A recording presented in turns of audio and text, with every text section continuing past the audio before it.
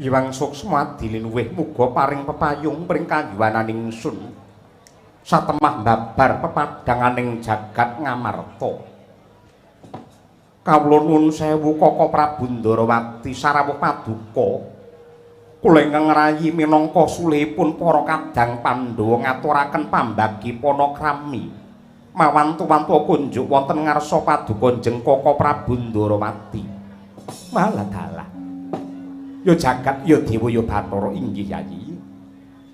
Sanget anggen kula nampi dening ngantos semanten pakurmatan ingkang paduka paringaken dumateng ingkang raka ing Dwaraka mboten langkung. Salam taklimipun ingkang raka kunjuk wonten ngarsa paduka Yayi Puntadewa. Kawula nuwun inggih Kaka Prabu Gurawalan anggen kula mundi tinampi tangan kula kalih mugi andadosaken jimating gesang kula. Kaka Prabu Mandura sarawuh paduka kula ngaturaken pasegahan panakrami kunjuk. Waladala inggih Yayi. Sanget panampi kula dening ngantos semanten Sih Kadarman saha pakurmatan ingkang paduka paringaken dumateng ingkang Raka ing Mandura. Dasaripun wilujeng niskala niring sambi kula anggen kula sowan salam taklimipun ingkang Raka Mandura kunjuk wonten ngarsa kula mundi mugi andadosaken jimat. Ora keri panjenengamu Kyai Semar Badranaya mara gagi diprayogakne anggenmu pinarak lenggan.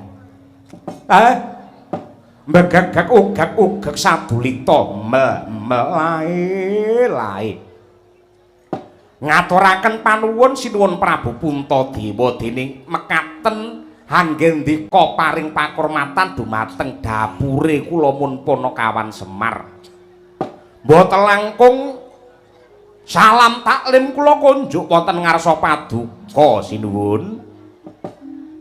Ya Kyai Nayantaka ndak tampa tiba sepadha-padha ora liwat diprayogakake anggene pinarak. Matur nuwun pangraos boten kirang sekeca anggen kula ngabiyantara. Kawula nuwun sewu. Kaka Prabu Ndarawati, Kaka Prabu Mandura lan panjenengamu Kyai Semar Badranaya. Awit pangestu paduka lan ugi sinurung cancut gumergutipun para kadang Pandhawa ingkang nalika semanten mbabati Wanamarta satemah pikantuk sih kanugrahaning Gusti ingkang awujud negari kencana ingkang endahipun kados mekaten nenggih negari Ngamarta utawi negari Indraprastha ingkang tetela kagunganipun pukulun Bathara Indra.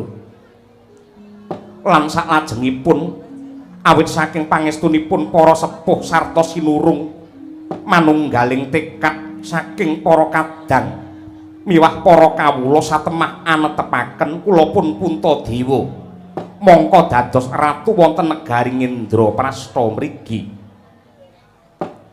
Nanging nuwun sewu saksampunipun kula ngenyam kawibawan jumeneng mangka dados ratu jebul mboten jumbuh kalian pengangen-angen mboten cocok kalian panggonta karana menggahing kula dados ratu menika awrat sanget tanggal jawabipun tumrap kamulyan sarta kawibawanipun negara lan ugi para kawula Kaka Prabu.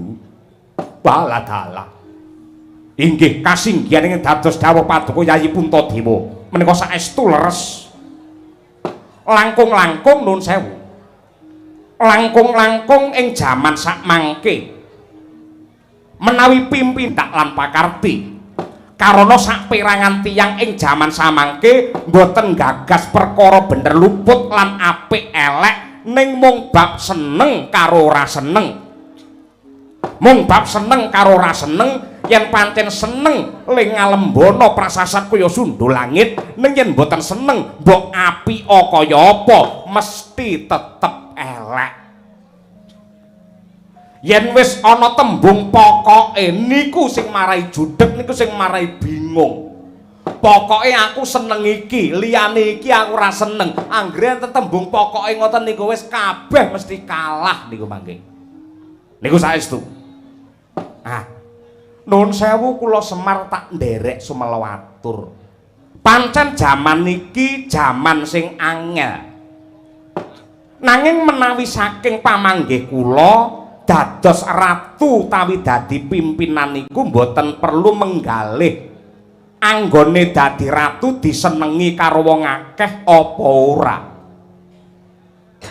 Entuk pangalembana apa malah dipaido niku mboten baku ning ratu kudu tansah ngandelaken raos ingkang ikhlas lan sabar nampi dumateng kanyatan ingkang baken lambarane tetep tekad ingkang suci sepi pamrih rame ing gawe kanthi sakuwate tenaga lan sagaduke pikiran tansah nandur kebecikan ingkang piguna tumrape bebrayan tanpa gagas pangalembana apa panyedha ning sedaya mung dipasrahake dumateng wasesane Hyang Agung merga ya mung pangeran sing menang biji lan ngoleh-ngolehi dumateng tumindake menungsa yen pakem kula tek ngoten to sinuwun maripah sinawi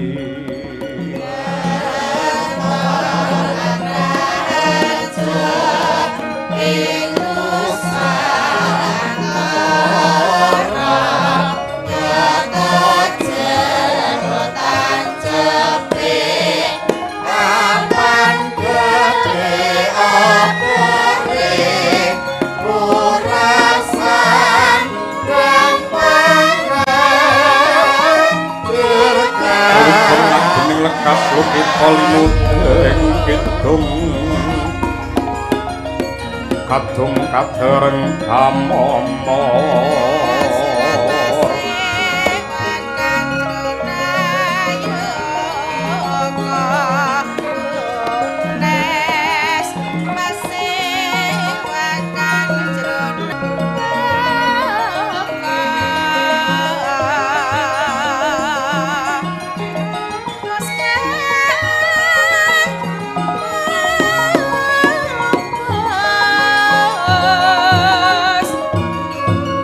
mangun manah rahayu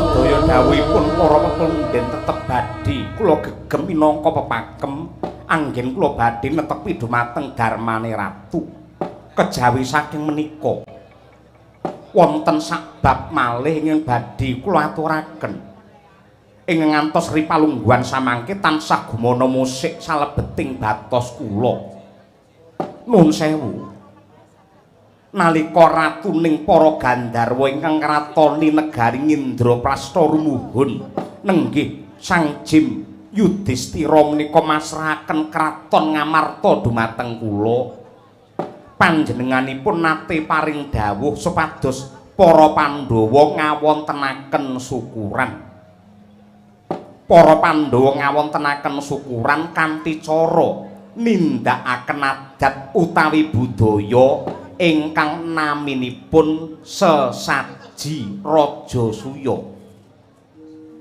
Sisandamel dinten samangke kula nyuwun dawuh bab pangandikanipun Prabu Yudhistira supados Pandhawa ngawontenaken sesaji Raja Suya menika menggahipun para pundhen menika kados pundi lan menapa ingkang kedah kula ingkang cetha kemawon menika gegayuhan ingkang luhur Karana inti sarinipun menika bab ngunjukaken raos syukur dumateng purbane Hyang Agung paring dawuh sok sapa menungsa sing gelem nyukuri kanikmatane pangeran yekti bakal ditambah ing reh nikmatipun. Dene sak ngertos kula sesadening Narendra Agung dene maknanipun kados pundi lan syarat-syaratipun menapa gandeng menika magepokan kalian budaya tartamtu kemawon dahakan menika. Mila saking menika Kyai Semar monggo ndak aturi paring dawuh magepokan kelawan sesaji Raja Suya. Ha inggih matur nuwun. Dene kula wong tuwa dipun sepuhaken wondong lan kula rumaja kula sarujuk kula nderek nyengkuyung menawi momongan kula Pandhawa badhe ngawontenaken sesaji Raja Suya menika unjuk syukuripun Ratu Agung. Menika adat sesaji Raja Suya menika budaya. Budaya niku angen-angen ingkang ambabar kalian kaendahan lan katentreman. Sampun ngantos dipun tabrakaken kalian tatanan saking pangeran ingkang tinulis wonten ing Weda Suci minangka tuntunane jiwatama supaya menungsa pinaringan tentrem lahir batin keslametan donya akhir. Niku agama pun pilah pun wijang pun pamanggih kula sesaji Raja Suya niki mangke jenengan kedah mujudaken wujudipun sajen. Lah sajen menika sampun ngantos dipun gerba menika nyajeni bangsane Demit menika nyajeni bangsane Gendruwo. Mboten ngoten. Mboten enten critane Demit kok mangan gedang niku mboten enten critane. Lho, sajen niku napa to? Sajen niku penyajian, penyajian niku napa? Unjuk rasa, unjuk rasane liyan purbane Hyang Agung kanthi pangucap, kanthi pandonga. Duh Gusti, paduka ing sampun paring kamulyan kanikmatan ingkang arupi sandang tedha. Mila sajen menika wujudipun mesti pala gumandul, pala kasimpar, pala kapendhem, pala wija lan sedaya nugraha dedaran saking pangeran ingkang turke penuwun kalian Gusti. Mila mboten wonten dosane, mboten enten klentune. Lah, ngapa wong sajen, wong wilujengan utawa wong slamentan nika racake kok mesti ngginakaken wujudipun nuwun sewu tumundhuk dhuwur digawe lincip. Nika ugi wonten karepe wonten maknanipun. Ngapa kok dhuwur lincip tegese sing diesti mung siji ya kuwi manembah kelawan Gusti ingkang Maha Suci yen tinimbalan sewanci-wanci aja nganti mbalenjan. Wonten malih wong Jawa sing ngarani buceng. Maknane buceng niku napa? Nyebuta sing kenceng. Nyebut kalian sinten? Ya nyebuta karo Gusti ingkang nyipta jagat. Niku buceng nyebuta sing kenceng. Yen enten buceng tumes muni lemes ngoten niku lho. Ngoten niku. Paham jenengan paham ngeten niki. Mlebune kenceng matune la. Sing biasane ngono ki wonge teko.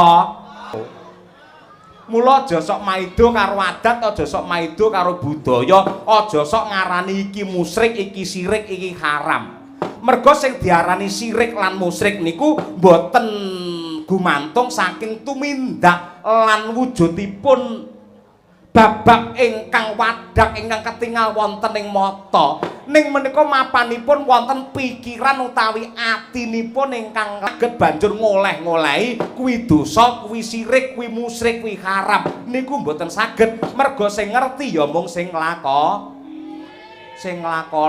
Sok-sok ana sing ngarani nuwun sewu, aja nggelar budaya. Budaya niku ora nek gandenge karo agama. Ning nuwun sewu kok iso ngarani ngoten niku dasare napa kudu cetok. Aja nonton gamelan, aja nonton wayang ki haram. Pancen bener yen sampeyan nanggap gamelan niku pancen enek sing ngarani haram bener. Yen ra percaya, gong gedhe niku sing saka prunggu niku mangkletak mesti haram nika. Sami kalian tiyang mirsani wayang, aja nonton wayang. Ten iki gumantung saking pikirane lan atine sing dono nonton. Yen nonton wayang niate gatekke crita, gak ketek kejangan, gatekke lakon, mboten wonten harame. Sing marai haram nonton wayang niate ora gatekke crita, ning butuhe mung arep mentelengi sinden. Niku sing marai dosane teng mriku niku. Nah, piyayi mirsani wayang kok neng mburi mriko mending gatekke lakon, gatekne crita. Ning anggere nek penonton kok bener ning tengene sinden. Semono mbane iki butuh arep nyawang sinden. Wonge teko? Teko wae wong semono kean kok ya. Mila menawi ndika badhe ngawontenaken sesaji Raja Suya mang tindakake syarate enten telu. Nggih. Syarate enten telu, ini Brahmana pitu ingkang mateng semedine meleng pangestine gentur tapane. Brahmana pitu kala wau kasuwun ngucapaken kidung suci lan mantra rahayu. Niku syarat sepisan. Syarat ingkang angka kalih kedah dipun pangestoni ratu satus negara ingkang lega lila nyengkuyung Pandhawa. Ingkang angka 3 nenggih kurban.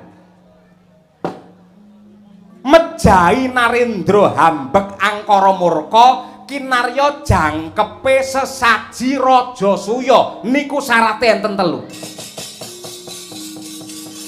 Pramara rak manguswamya ngambrang kadhi karunaning kaswasih agama malatkung risang kanta asrat maja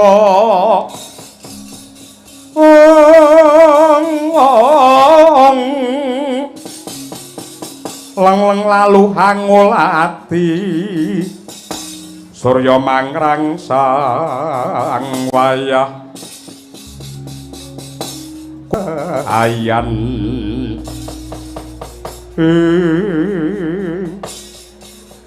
jagat Dewa Bathara jagat mangestungkara Kyai Semar Badranaya jenggirat rasaning atiku sakwuse mirengake sabda tama ingkang magepokan kelawan syarat sarana dumadine sesaji raja perkara syarat ingkang angka 1 dipangestoni Brahmana pitu aku banget condong angka 2 disekseni kelawan Narendra 100 negara aku banget rumaja nanging syarat ingkang angka 3 kudu ngorbanake Narendra ingkang hambek angkara murka dipateni kinarya jangkepe sesaji batine Puntadewa Kakang Semar aku moh ngrasake kamukten kawibawan lan kamulyan nganggo ancik-ancik bangkene wong liya Kakang bermaksud lari mengkalku kudine kang den bawani menganing yasuka rila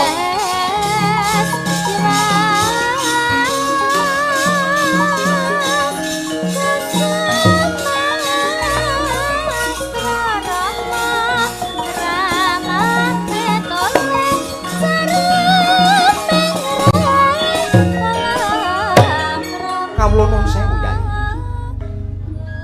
kabar sampun semet bilih Pandhawa badhe ngawontenaken sesaji Raja Suya menawi ngantos kabatalaken iboloke wong akeh mongko Narendra menika hambekipun kedah bawa leksana mboten saged nglincati sabda yang sampun kawedhar kejawi saking menika Yayi merjaya utawi mejahi dumateng Narendra hambek angkna menika mboten dosa. Karana nadyanta mejahi Narendra setunggal niki mangke badhe mulyakaken dumateng tiyang kathah. Pramila bab menika kedah dipun penggalih ingkang kanthi wening Yayi. Parep kakangku kepeksa aku Werkudara sumelatur. Ku bab syarat sesaji kudu ngorbanake Ratu Ambek Angkara Murka kuwi kudu diwujudi. Merga wis akeh conto para sentana praja sing nyolong bondo negara. Nganti dina iki ora mendho parandene malah saya ndodro.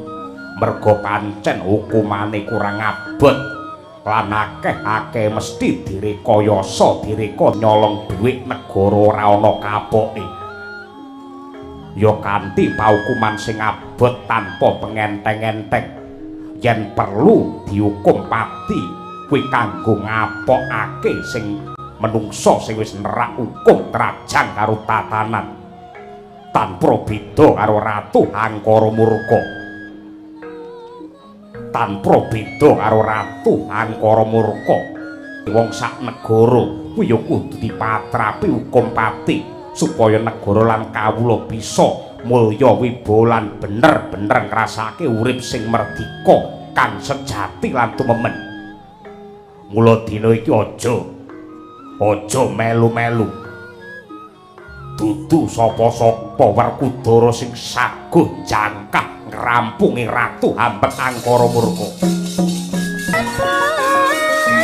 Monggo dipun penggalih, dipun rembak kanthi sae. Kula kinten sampun cekap atur kula daya-daya Semar nyuwun pamit sinuwun.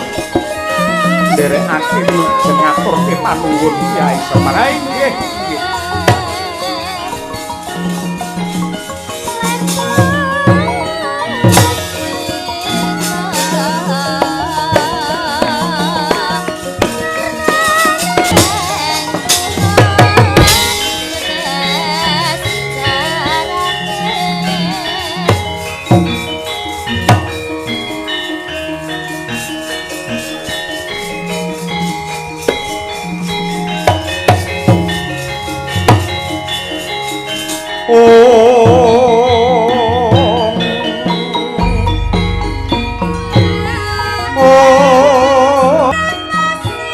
Dene utamaning nata terbukti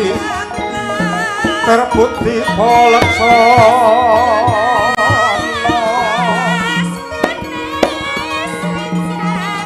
dire bukti mangkono Anggung kenya parindono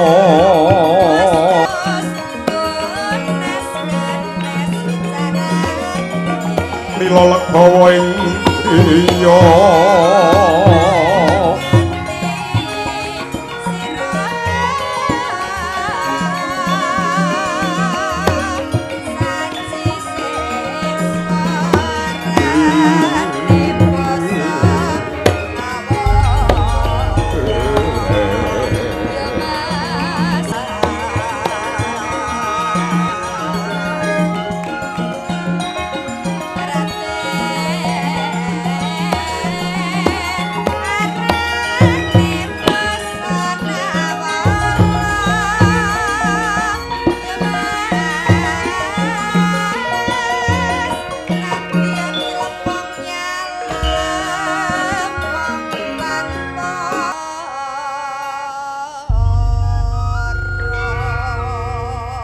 palugon laguning lakas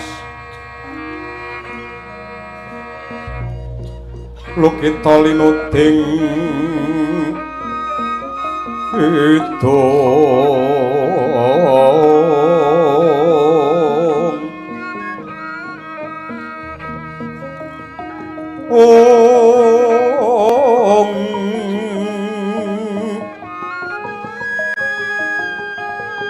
kadung kadereng hamomor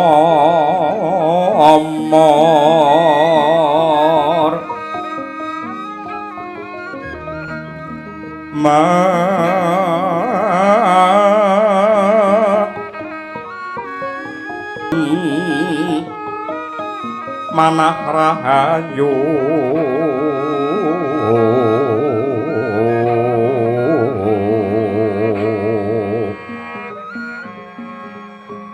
Jaywana tan hagolong kumulung manaduka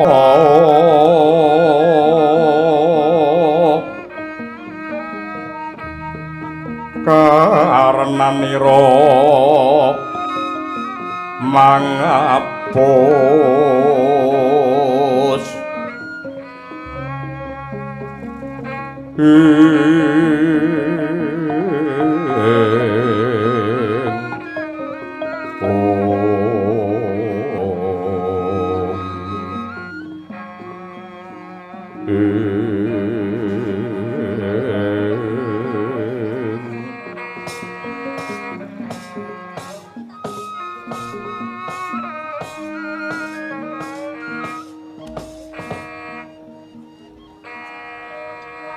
Kawula nuwun sewu amit pasang kalimat tabi tinebene ing tulak manu dumawaing tawantuan pan wonten ngarsa paduka boten langkung sembah pangabekti tandha pengaji-aji konjo sandhap padha paduka sinuwun Prabu Darma Kusuma. Kawula nuwun inggih sanget anggen kula nampi dawah sami-sami monggo dipun prayogakaken anggenipun pinarak Sang Prabu. Wah inggih matur nuwun pangraos boten kirang sekeca anggen kula ngabiyantara wonten ngarsa paduka. Nyuwun pangapok nama kami tambuh ning dasare durung weruh. Kalilan kula ngladhi wanuh. Jengandika menika Narendra saking pundi lan sinten jejulukipun Sang Prabu? Nggih, dipun tepangaken. Wingking kula menika ratu saking negari Arga Bentar. Saking negari Arga Bentar dene jejuluk kula pun Prabu Hamsa. Prabu Hamsa kasinggihan atos menapa kepareng rawuh wonten ing setinggil negari Ngamarta. Waladala.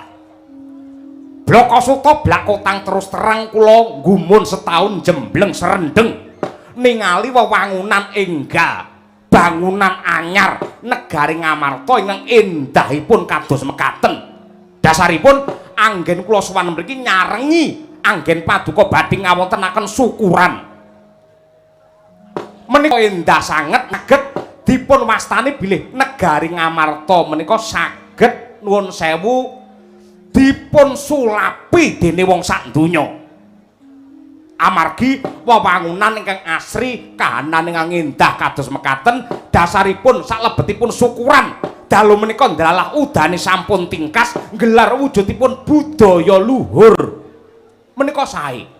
Hah, kula suwun anggenipun gelar budaya mapan wonten sak ngajengipun kraton mapan wonten ing margi mriki mboten namung peresmian kemawon ning pendak taun kedah wayangan terus ngeten iki.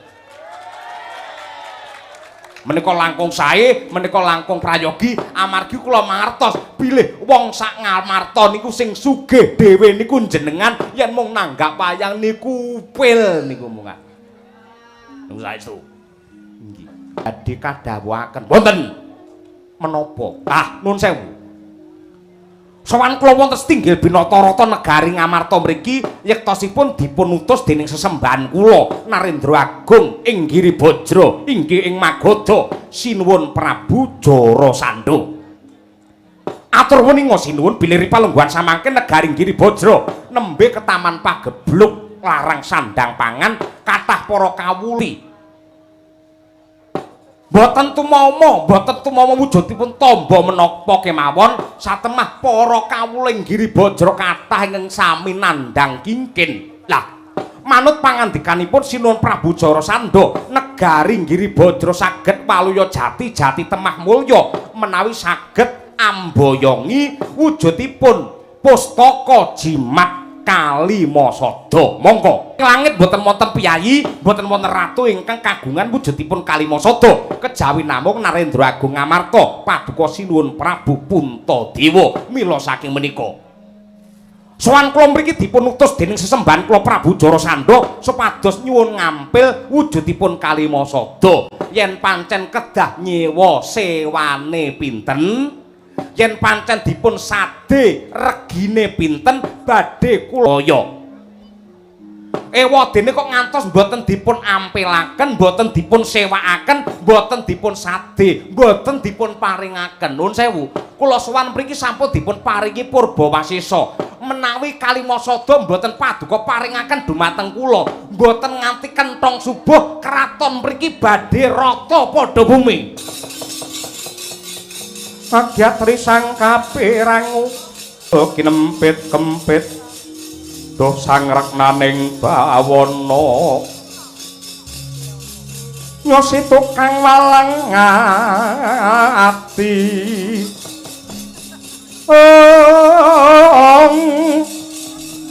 nyosi tukang walang ati nyosi tukang ngenesing tias tukang kudu garing kadangipun Kakang Dimas Werkudara tanpa lidah sinambung banyu tinalang mestine siadi wis ndungkap apa sing dikersakake dening Prabu Amsa. Mula kang mangkono Yayi Purbawasesa ndak pasrahke marang Dimas Bratasena. Mangandur laguning angin ukur agraning arga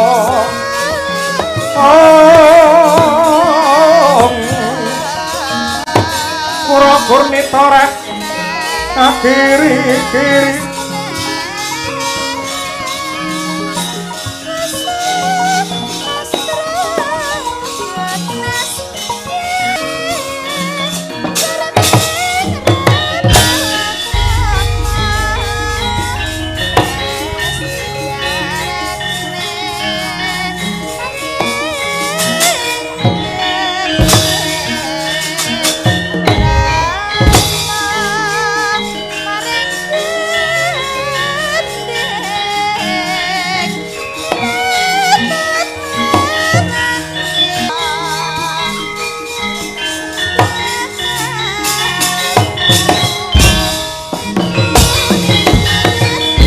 Muntap lir kinetap duka yayah sinipe jojo bang mawing wengis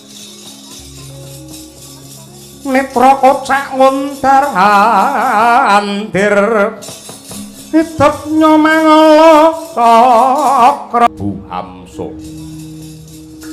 jeng kandika sinten dipanuhake kadang panenggak Pandhawa satriya Jodhipati Werkudara kang dadi aranku. Wonten wigatos menapa Raden?